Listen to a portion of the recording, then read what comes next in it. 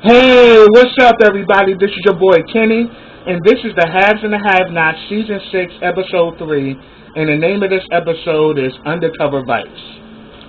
Man, this was a damn good episode, y'all. I was so here for it. I was so lit. I actually had to work last night, so that's why I didn't post this video up yesterday. But that's why I'm doing it today. But hey, let's get this thing going because I can't wait to talk about this. Now, the episode opens up with Hannah and Benny, because we saw from the last episode, Benny and Hannah ran into each other at the hospital, and he actually saw her, she actually saw Benny with Veronica, and he was like literally holding her hand. So, immediately, she just starts like, you don't learn, do you? You just don't learn. You know, here it is. And she's like, you just can't get it together. Here it is, I'm walking down the hallway after seeing this baby, and here it is, I see you holding the snake by the tail. I was like, Hannah was not here for it, because you know she can't stand Veronica. And the fact that her son is messing around with her, was messing around with her was another thing, but then now, she in the hospital, and he's there with her, and he was saying that, look, I'm just here to help her out. You know, she was in a car accident. You know, me and Mitch went to help her out. And she's like, well, where Mitch at? But Mitch does show up, but he's not in the scene at the moment. But then, you know, she's like, oh, okay. But then he's like, but, you know, she doesn't have anybody. That's why I came to the hospital to help her. And she's like, why don't she call her damn husband? Oh, okay. Now, probably her husband don't want to be here because she done alienated his ass, too.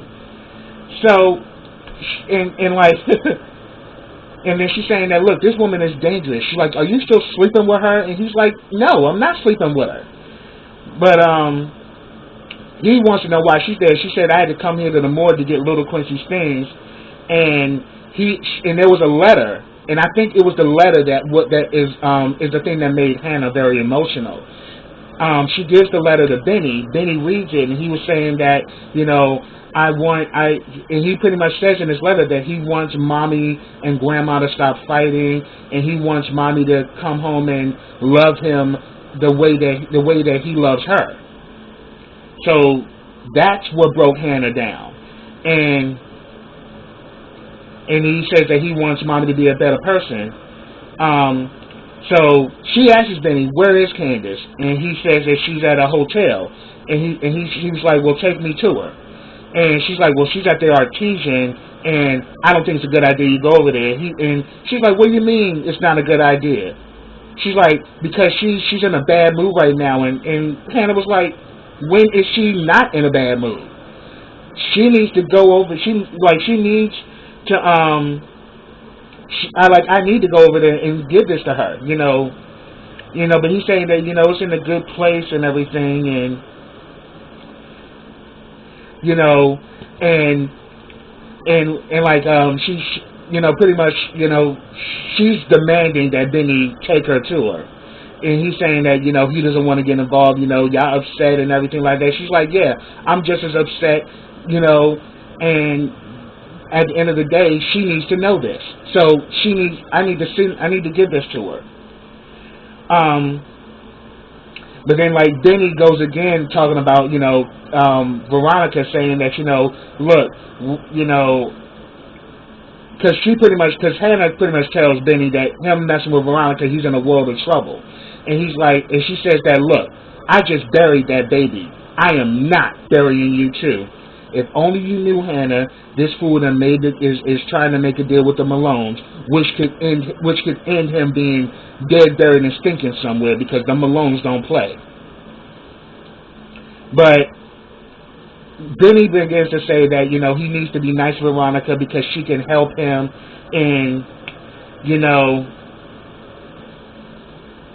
And then, like, we actually see that the nurse comes up and says that Veronica is asking. She goes to Benny and says that Miss Harrington is asking for you, and she's saying that, you know, tell her I'm busy right now.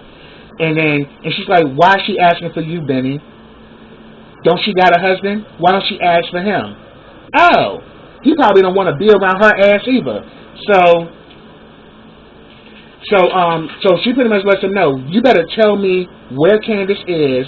I already know she's at the Artesian, but give me the room number. He didn't want to give her the room number, so she says, I will sit my ass in the damn lobby until I see her, and you know I'll sit. So he's like, fine. So they kind of go off, and we see that Mitch shows up in a little bit, to kind of check on, to check on him, and it pretty much now Hannah in a way knows that, yeah, Mitch was involved. But then she's like, oh, she get to you too? Huh? You believe in this woman? And he's like, and she's like, and she pretty much says that, yeah, okay. Yeah, take me to your sister.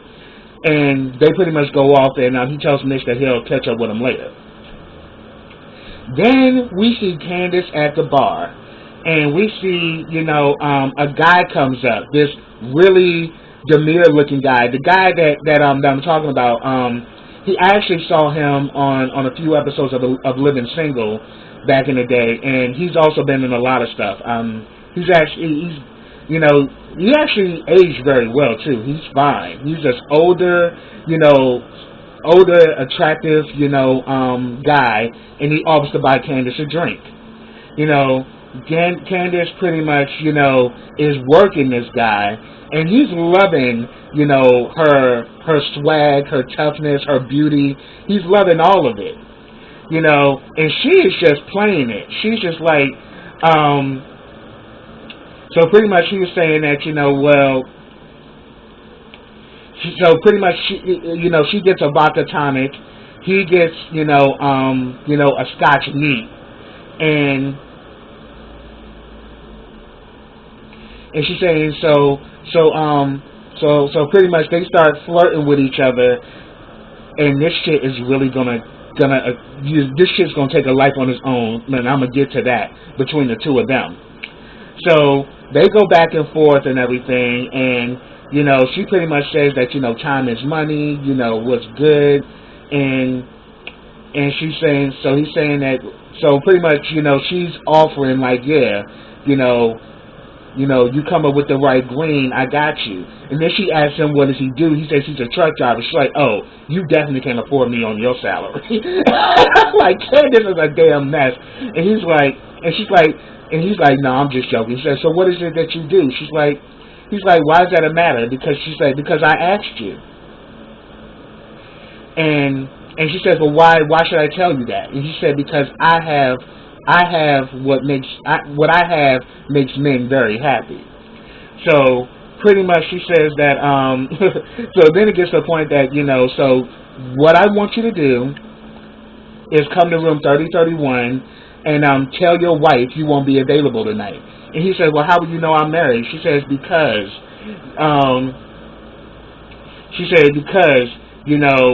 with those damn lame lines you slinging tonight proves that you're not single, and definitely it's not of my generation. I was like, Candace, you nuts!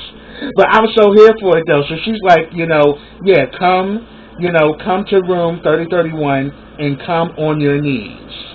So I was like, oh shit. But yeah, this is going to come back to play later on, so I'm going to get to that. Then we get a scene with Charles and Landon. Landon, this little slut, is literally trying to pull one with, they pretty much got drinks from the bar, they're in Charles's hotel room, they're literally getting drunk, throwing them back. But he sees that damn Charles can hold his liquor. Because, Charles, came out of the military and all of that. And while they're drinking, he's talking about this girl that he once was in love with, but then she left him for like a pro ball player. And then like Landon is literally kissing his ass and flirting with him, saying that, why would she do that? I mean, look, you're a great guy, and you're about to become president, and they're gonna be women, they're gonna be women after you and all of that, and then he's saying that, look, after 8 years, there's not gonna be no opportunity, no door's gonna be shut to you after 8 years of your presidency. He's like, yeah, you got this, she obviously didn't know what she had, and he's literally playing off of Charles's ego. But then again, we know Landon's intention was to get Charles drunk, so to see how far he can go with him. But we see Charles is out drinking him. He talks about, oh yeah, when I was in the military, yeah, I was thrown back, and he's like, oh, you were in the military. Well, what was that like? He said that, yeah, it was a good time. She's like, were you ever in combat? He was like, no, but I learned a lot in the military. It actually helped me get over that girl and everything. So, and we actually know about him getting in the military, that's how he was able to reestablish his identity, because we know from last season, when him and Candace had that interaction, he's just as grimy and is just as snake-like as Candace is. So, we see them going off, and he's talking about, like, how he went to how he, used to throw him back in the army, and, from army he went to college, if anything, it taught him discipline, and it changed his world, literally. So then he's all talking about, so pretty much, after he talks about him getting over the girl, Landon's like, well, it seemed to me you have an interesting effect on women. And he's like, really? He's like, yeah, all the female staffers want you. But he says that, I'm not, you're like the Prince of America. Everybody, all the women want you. And he's like, yeah, but I'm not into any of them. Because the one he's really into is Candace. He even told Candace that he got all these women on his John, but none of them, excite him like she did. So then he says that, and besides, I don't like mixing business with pleasure.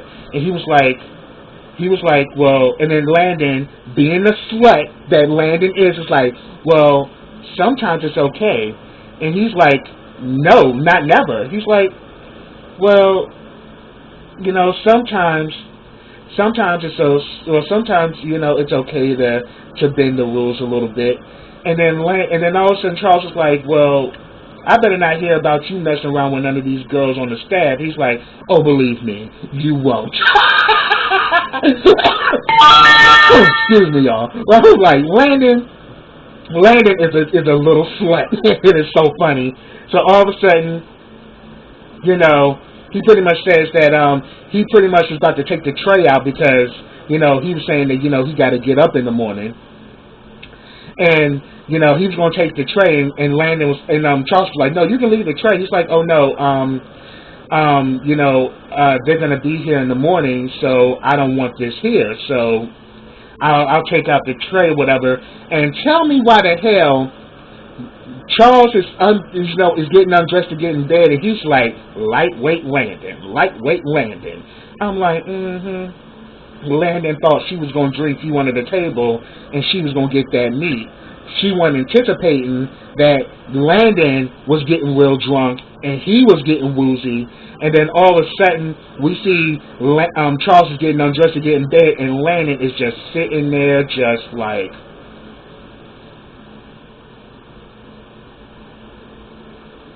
I'm like, if you don't take your slutty ass out of that damn room! Landon really thought she had it, but I was kind of thinking, Charles know the aim, but then again, we don't know if Charles actually plays on that side of the fence, but in time we'll find that out.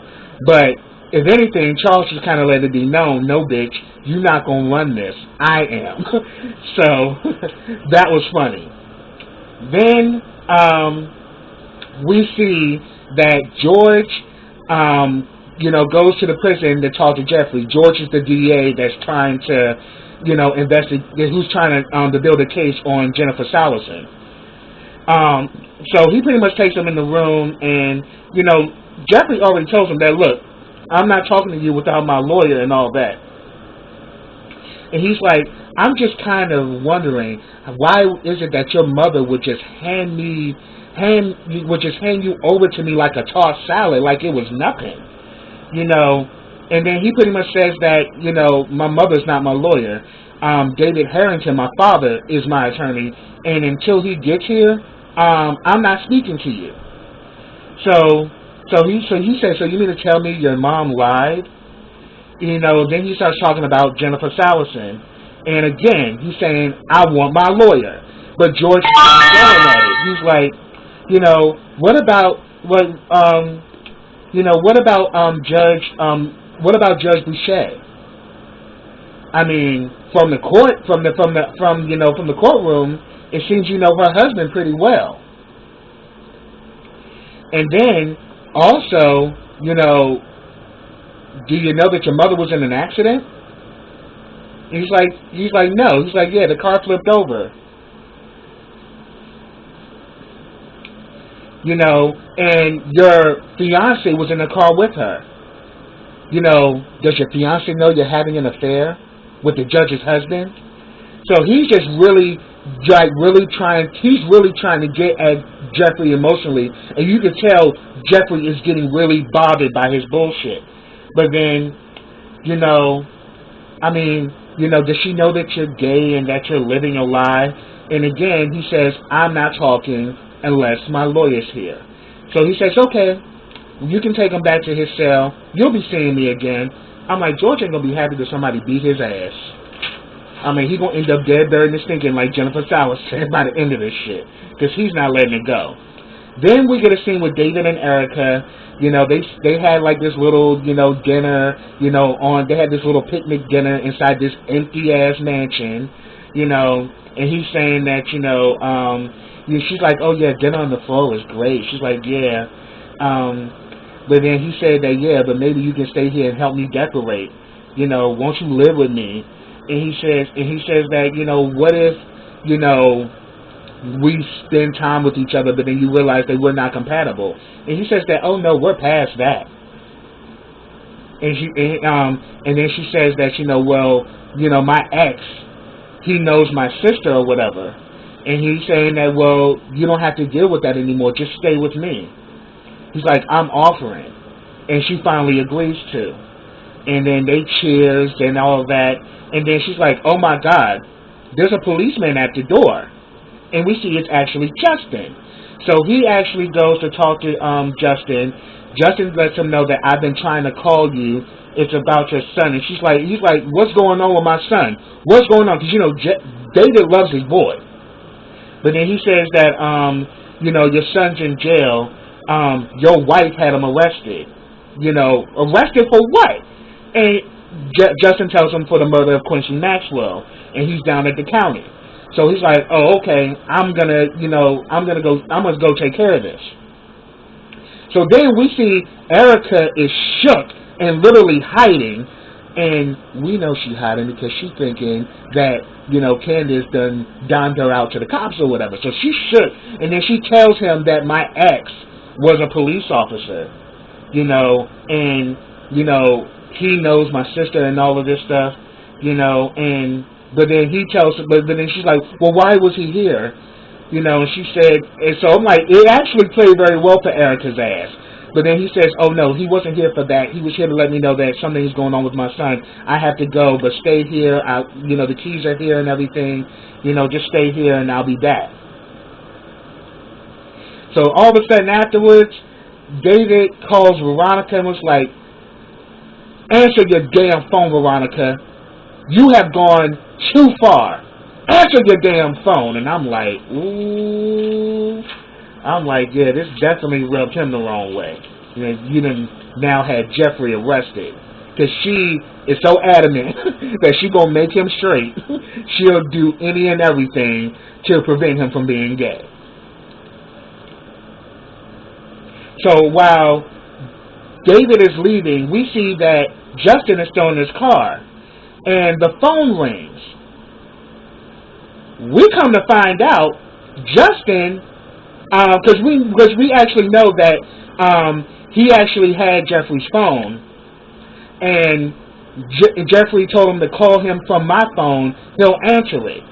He didn't answer it, so he actually went to the house to catch him, because David right now is in La La Land with Erica. But this son of a bitch, Jeffrey's phone rings. This asshole answers it, and it's Wyatt. Wyatt's asking for Jeffrey, and he's like, and pretty much, damn, Oh yeah, and Jeffrey gonna be mad as fuck when he find out about this shit. All of a sudden, Justin is like, who is this? He's like, who are, and like, Wyatt's like, who the hell are you? You know, why are you answering Jeffrey's phone? And he's like, look, you need to stop calling Jeffrey, and don't you ever call him again. Wyatt's like, yo, first of all, you shouldn't even be answering his phone, and why the hell you have his phone, and where's Jeffrey? Put Jeffrey on the phone. They go back and forth. He's like, look, I'm only going to tell you this one time. Stop calling Jeffrey, or I'm going to come back to your damn house, because I know where you live at, and I'm going to bash your head in. And like, you know, he was like, first of all, me and Jeffrey have been friends. Why are you jealous? You know, what does this mean to you? Why are you doing this? He said, I'll come over your house and I'll show you what that I mean business. He's like, okay. And then Wyatt, talking his shit, was like, okay, fine. Won't you drive your pink police car and come over here? He's like, oh, I will. So I was like, yo, this damn Justin has got to be put down. You are going entirely too far. Now, yeah, Wyatt and Jeffrey are friends, but his jealousy and his control issues is dangerous. So yeah, Justin got to get laid down. Either he needs to be locked up, or somebody need to kill this son of a bitch, because he has totally went beyond the Call of Duty. Like, you answering this boy's phone, telling his best friend to stay away from him, because he is jealous, and he knows at the end of the day, he knows that Jeffrey is in love with Wyatt. So he sees Wyatt as a threat. But yeah, this shit is not going to play well. So I can't wait to see how this is going to play out, because we see next week Wyatt going to be really fucking with him, for real. So I just can't wait to see that. Then we get a scene with Catherine. Derek, you know, the guy that went to go fix Hannah's sink, he comes over to talk to Catherine, and we come to find out that, yeah, Catherine did set it up for Derek to kind of get to know Hannah. And he says that, yeah, she seems like she's a beautiful woman, and she's asked, so how do things go? Like, you didn't get her number? You're not going to talk to her? You should try to talk to her. She's a traditional woman. You got to make the move. You need to be the man. And I'm just sitting here like, this bitch is really working an angle. She really trying to get her to talk to her. She really trying to hook Hannah up on the sneak. And yeah, he said that, yeah, I kind of figured something was up, because all the reason why I was leaving was because of a loose ring, you know, something that all they had to do was tighten the ring and it would have been fine. So we come to find out Hannah rigged that shit so that Derek can go over there to see her. And he's like, yeah, you should definitely try to, you know, get to know her and, you know, make your move. And he's saying that, look, you know, I got you doing this, and then Miss Harrington is trying to get me set up with somebody too. And she says, really? You know, and then he tells her that Veronica was in an accident, and I hope she gets better soon. You know, maybe you should call and, you know, go to the hospital and check up on her. And she's like, yeah, I'm on it. Like, Catherine's like, fuck that bitch. And we know why. So we saw that go on. Then we see Melissa is meeting with the doctor. The doctor pretty much is talking to her. She's like, she's like, you know, I'm fine. Can I go? And he's like, so he's like, so he says, so the doctor's like, so you're pregnant? She's like, yeah. And she's like, you know, and she's supposed to be like 8 to 9 weeks pregnant. And he's like, well, you're not showing it all. And she's like, it's like, you're not showing at all. She's like, yeah, whatever. And then she's like, you know, you should really, you know, do some tests to make sure that the baby and everything's okay. She's like, I'm fine. And as far as that baby, I really don't give a damn. Where's the bitch that was in the car with me? And he said that she's actually on the 3rd floor. And so she said that so how's she doing? She's like, well, there was a lot of smoke she suffered a lot of smoke inhalation, but she's gonna pull through. She's like, oh, so she's not gonna die? She's like, yeah. She's like, nah. You know, you should be happy. She's like, happy my ass.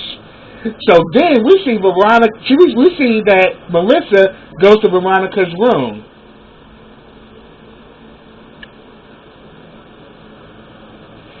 And she's like, and then all of a sudden Melissa comes in the room. She's like, "Damn, you're alive. Too bad." And then Veronica was like, "You tried to kill me.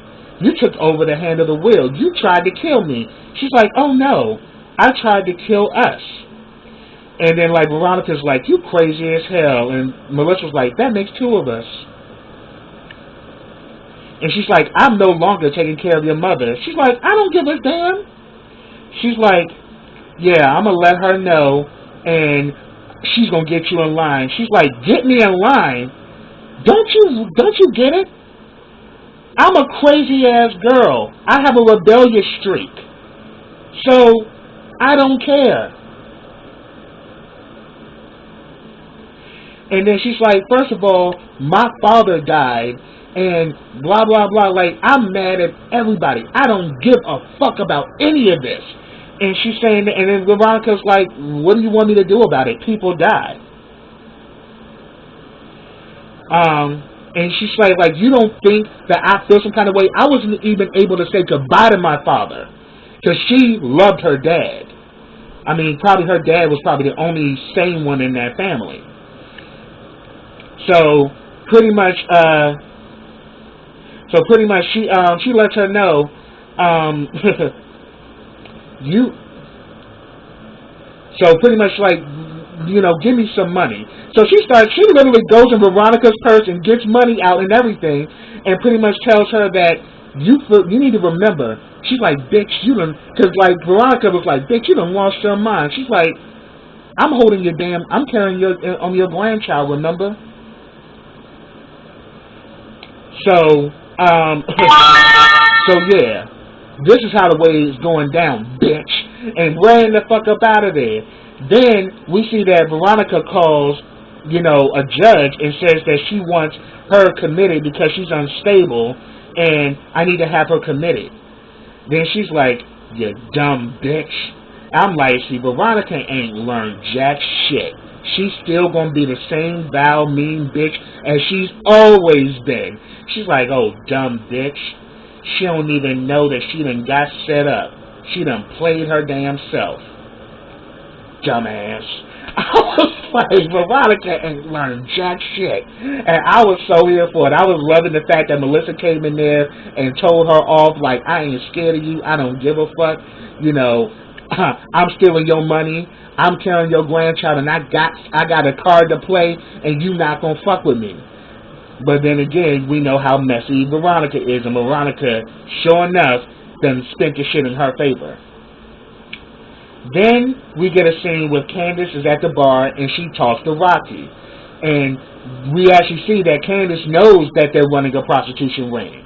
She knows that Rocky's involved in it. I don't think she knows about Roderick, though. But her and Rocky are going back and forth. They scoping out the environment and everything. They see that there's this new girl who's one of the new girls that just came in. And then he starts talking about, "Yeah, things are getting kind of crazy up in here. We just heard that this man was robbed by a hooker," talking about Candace robbing that white, in the first episode. And it's like, and then all of a sudden, I think there's like an undercover vice up in here. Then and then like he points out the new girl, like, "Yeah, and there's a new chick over there." She's like, and she's like, "Oh, so she's like, oh, she's new, huh? So does she know the rules about paying the house?" She's like, and Rocky's like, "We don't have that kind of rules." Like, well, and then Candace is kind of putting them up on game, like, "Well, maybe you should, you providing her the environment, make sure she pay the house for all the johns she's gonna be getting." Then we see this white guy comes up named Leonardo to try to talk to Candace. Candace immediately blows him off like, "You're vice. I can smell you." And he's like, "So are you a hooker?" She's like, "I'm a college student." And then he's like, "Well, why is it that you hookers got to be in fine establishment like this? Why can't you be on the corner like the rest of them?" She pretty much says that, "Look, I told your ass I'm not a hooker. I'm a law student. Now, get your ass away from me with your sorry ass, cheap ass. She's like, get the hell out, get the hell away from me because I'm not a hooker, and I already told you I'm a law student. And if you know what's good for you, I will fucking ruin your life. So get the hell away from me with that cheap ass aftershave. I'm like, Candace, come through. And then we see that he goes to go talk to the new girl. And Rocky's like, should we let her know? And then Candace's like, nah. Let it play out. Let's see how far this goes.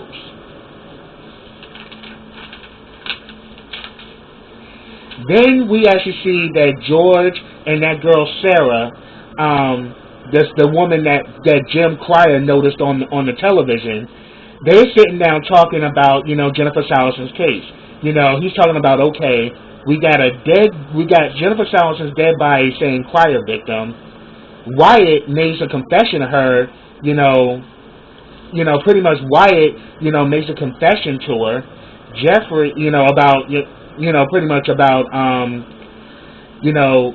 about that, about the whole, shit.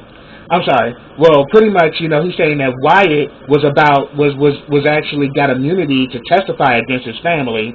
Jeffrey, his mother literally gives him to me on a silver platter, and he was going to testify about her hiding the car. That whole situation, and with the Cryers and the Harringtons all in cahoots with that whole situation. So pretty much, Sarah's like, we need to file an indictment. And he's like, nah, we can't because Veronica is a snake and we need to cross all of our T's if we're going to come after her. And, he says, I want a solid case and I want to build it to the point where she can't wiggle out of it. But I got an idea. We need DNA. We can't base it off of the Cryers, Harringtons, and money.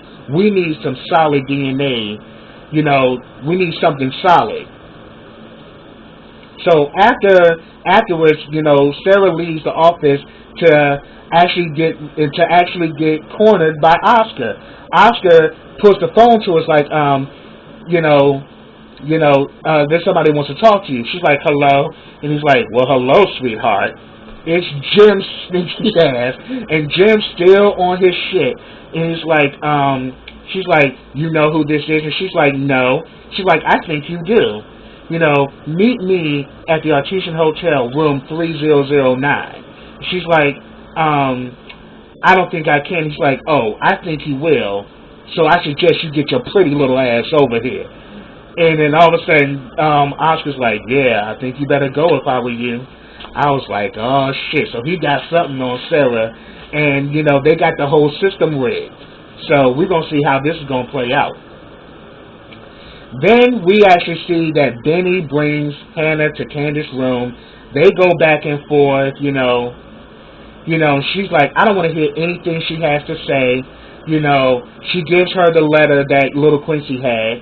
And she's like, and it's like, the baby wanted us to fix this.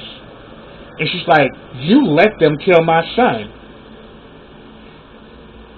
And she's like, she's like, you guys need to leave. I'm busy. And she's like, well, busy doing what? And then Benny was like, what you mean busy? Busy doing what? Turning tricks? And she was like, yeah. And, she's like, and she's like, again, you ain't learning. You still ain't get it. What's it gonna take, Candace? And Candace was like, you dying. And Benny's like, you need to stop this shit, Candace. And she's like, and she's saying that, look, I don't, and then Hannah's like, look, I don't sometimes understand why there's so much anger between me and you. And then Candace was like, I really don't care. And then he's like, but he's saying that, Candace, you don't need to be here doing this. Won't you come home? Mommy got a big house. And he's like, and then Hannah's like, Benny! I'm like, she's like, oh, don't worry. I don't want to step in that house that your master gave you. I was like, Candace was going in. And then what ended up happening was that, you know, and then pretty much she says that, look, you got my baby killed. You went in that room. She's like, you took him in that room, and how was it that he got shot and you didn't? How was that even possible? And like Benny is still like saying that, look, you need to stop this shit, Candace. I know you're grieving and everything, but you need to stop doing all this shit. And then she pretty much shuts Benny down. She's like, you know what? It's your fault just as much as hers. You know, you begged me to give him to you, and then you went down to the courts and you forced me to give him up to her. And look what happened. He's dead because of the both of you. And he's like, and he says, war didn't come after me. War was coming after you. And then Hannah's like, you know what? She gonna see it the way she gonna see it, and it is what it is. Then all of a sudden we get a knock on the door, and it's the young guy. It was the guy that she had met at the bar. He coming to have him a night with Candace.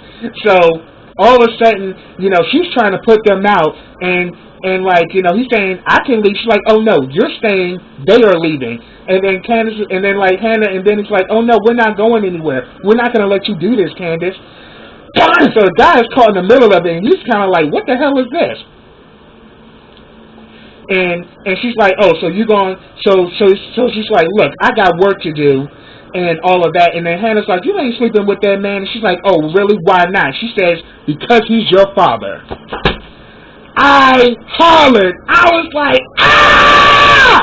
I was like, what? So we finally realized that, yeah, because we definitely know from season 1 that Candace's father was a one-night stand. We actually see that, yeah, her father still having one-night stands. So, like mother, like daughter, I see. So it seemed to me, yeah, Hannah was definitely a hot number back in the day when she was Candace's age. So now we see that this guy that she was about to turn a trick on is actually her biological father. So we can't wait to see what's going to happen with that. So yes, that's what I have, y'all. If I missed anything, put it down in the comments. Yeah, I know this might be a long review, but so much happened, and this show really had me on my edge, y'all. Y'all just don't know. But that's what I have. So subscribe to my channel. Click that bell so you get notifications every time I drop a video. Also, follow me on all of my social platforms. I have them listed down there in the description box. Also, like this video, comment on this video, and share this video. And I will be back with the next episode of The Haves and the Have-Nots. So until then, everybody, take care.